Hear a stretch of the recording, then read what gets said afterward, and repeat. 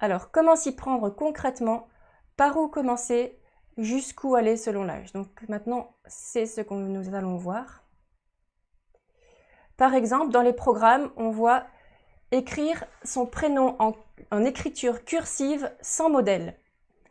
Alors, peut-être que votre enfant est déjà grand, il y arrive. Peut-être que votre enfant n'a que 2 ans et demi, il fait que des gros gribouillis en tenant son crayon comme ça. Voilà, et vous devez atteindre l'objectif qu'il écrive son prénom en écriture cursive sans modèle. Et vous allez vous dire, mais comment je fais concrètement? Alors si vous lui demandez à 2 ans et demi, vous lui apprenez à 2 ans et demi, il y a de fortes chances que ça ne marche pas et que vous vous plantiez. Il y a tout ce qu'on appelle la pédagogie, les étapes pédagogiques pour réussir à atteindre ces objectifs. Alors, pour vous continuer avec cet exemple, je vais le mettre ici, pour vous continuer avec cet exemple, voici un extrait des progressions que je vais vous envoyer à la fin. Pour apprendre à écrire son prénom en écriture cursive, on est dans le domaine langue, le français, en langage écrit, donc dans le sous-domaine écrit, et il y a une compétence qui s'appelle « commencer à écrire tout seul ». Vous voyez que moi-même, j'ai fait plusieurs étapes. Toutes ces étapes sont des étapes que je vous ai données pour atteindre l'objectif d'écrire tout seul. Alors, la plupart du temps, c'est moi qui les ai cherchés, soit dans les programmes, dans tout le texte, le long texte qui est devant, soit j'ai repris plusieurs éléments qui sont dans les petits résumés de fin de chapitre, et j'ai parfois, même souvent, rajouté des étapes qui me semblaient nécessaires. Alors évidemment, c'est des suggestions. Il est possible que votre enfant saute une étape ou inverse 2 étapes. Il y a des étapes où il a fallu faire des choix. C'est pas forcément évident qu'il y ait une étape avant l'autre. Et il y a d'autres étapes qui sont indispensables. Par exemple, faire de la motricité fine, ce qu'on verra tout à l'heure, est indispensable avant d'apprendre à écrire. Parce qu'il faut muscler les doigts. Donc on va s'intéresser juste à cet exemple-là, en fait, pour que vous compreniez comment fonctionnent tous les tableaux, toutes les progressions. Donc dans mon tableau, l'enfant doit apprendre à écrire tout seul. Votre enfant, il a 2 ans et demi, il tient pas bien son crayon, il fait des gribouillis, voire partout, sauf là où il faut. Il dépasse de sa feuille, il regarde pas ce qu'il écrit. Comment s'y prendre? Alors ici, on est à la lettre H, parce qu'il y a eu A, B, C auparavant. Donc là, H1, première chose que vous pouvez valider, c'est se repérer sur l'espace d'une feuille. Donc l'enfant apprend à savoir où est le haut de la feuille, le bas, les côtés, le milieu, les bords, les coins. C'est pas indispensable qu'il commence par cette étape-là, mais voilà, il a fallu le mettre quelque part. Ces tableaux sont faits pour être faits comme des livrets de compétences. Ça correspond à ce que nous entendions nous quand on était plus jeune, au bulletin. Les livrets de compétences, livrets de réussite, bulletins. Vous pouvez utiliser ces progressions comme bulletins. Quand votre enfant, par exemple, sait se repérer sur l'espace d'une feuille, haut, bas, côté, milieu, bord et coin, dans la case de droite de la ligne, vous pouvez écrire la date. Alors soit vous mettez acquis, soit vous mettez la date qui montre qu'à cette date-là, c'est acquis. Alors évidemment, vous n'allez pas y passer vos journées, donc l'idéal, c'est que tous les trimestres, tous les semestres, ou à chaque vacances, vous repreniez ces tableaux et que vous mettiez une date sur tout ce qui est validé, tout ce qui est acquis. Et comme ça, progressivement, vous allez voir tout ce que votre enfant apprend. Alors, ici, H2, s'exercer à des activités de motricité fine, pâte à modeler, poinçonnage, découpage. Alors ça, on va dire que c'est jamais acquis, vous pouvez mettre des dates régulières si vous voulez, parce qu'en fait, jusqu'à 6 ans, 8 ans, l'enfant peut continuer de se muscler les doigts, de les rendre plus habiles, plus agiles. Donc ça, c'est vraiment une étape capitale avant de donner un stylo dans la main à votre enfant. À la limite, donnez le plus tard possible un stylo dans la main à votre enfant. C'est pas facile parce que culturellement, votre enfant voit que vous écrivez, il va vouloir vous imiter, il va vouloir prendre un crayon. Donc du coup, il va falloir tout de suite lui montrer, mais limiter. Ça sert à rien de lui faire beaucoup d'exercices d'écriture. Il faut surtout faire beaucoup d'activités de motricité fine. Enfin, tout ça pourrait faire l'objet d'un webinaire à part.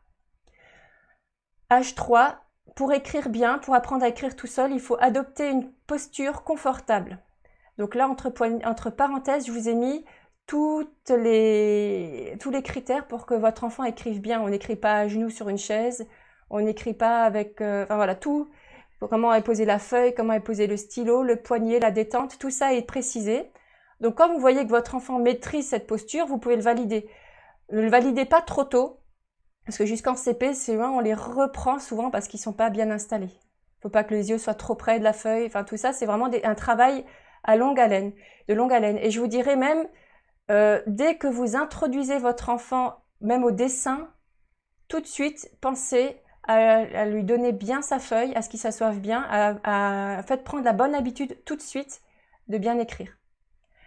Et là, on en vient tout de suite à H4, tenir de façon adaptée l'instrument d'écriture. Donc, je mets l'instrument d'écriture pour pas vous parler de l'outil scripteur, comme on dit dans les programmes, c'est-à-dire le stylo, le crayon, le feutre, enfin voilà, tout ce que l'enfant peut prendre pour écrire.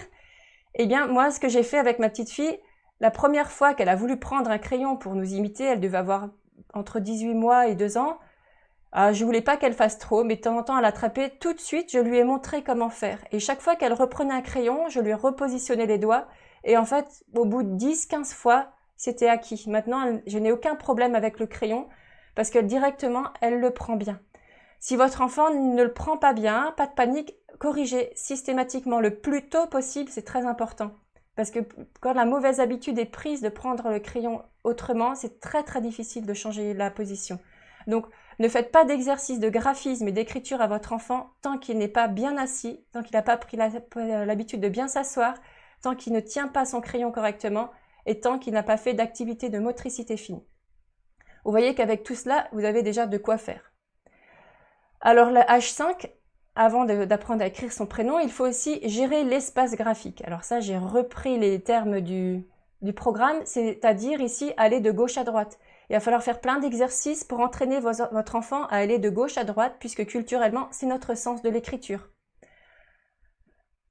H6, on est toujours dans gérer l'espace graphique. Un autre exercice qu'il va falloir faire, c'est une fois non seulement d'aller de gauche à droite, mais apprendre à votre enfant à suivre une ligne. Alors c'est des exercices tout bêtes, par exemple coller des gommettes sur une ligne ou des autocollants, ou faire des points le long d'une ligne, enfin voilà, ce que vous voulez, faire des lignes en peinture, tout ce que vous voulez. Mais voilà, un autre travail à faire, c'est apprendre à suivre une ligne.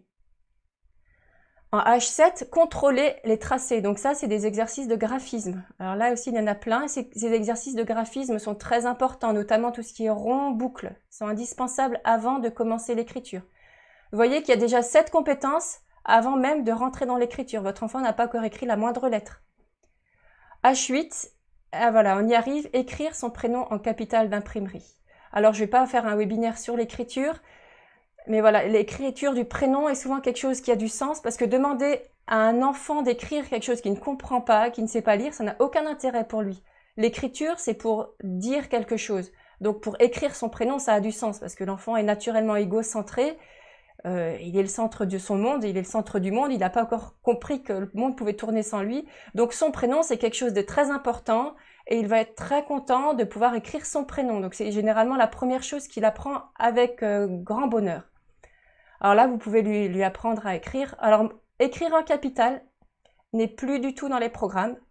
Cependant, je le trouve beaucoup plus simple pour un enfant d'écrire en capitale d'imprimerie qu'en cursif.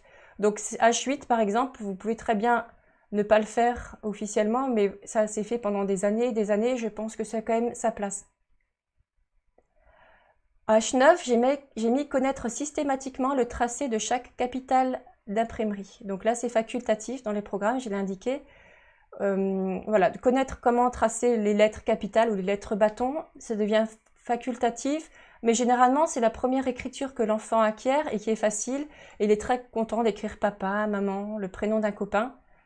Nous, notre fille qui est rentrée dans l'écriture très tôt, par exemple, dans la lecture très tôt, a très vite voulu nous écrire des messages. Alors, elle a commencé par des lettres, des lettres mobiles. Et très vite, en fait, quand elle a eu le déclic de l'écriture, elle nous a écrit des romans, des romans, on va dire des phrases entières, des lettres avec ces lettres bâtons, même sans y avoir trop travaillé. En fait, à force de les voir, elle a voulu les imiter et ça s'est fait naturellement. Et du coup, l'écriture avait vraiment un sens. H10, s'entraîner systématiquement à écrire chaque lettre cursive. Alors là, les programmes précisent pas avant la moyenne section. C'est-à-dire, on n'apprend pas ça aux enfants de petite section parce que leur main n'est pas prête. Si votre enfant est prêt au niveau moyenne section, introduisez-le.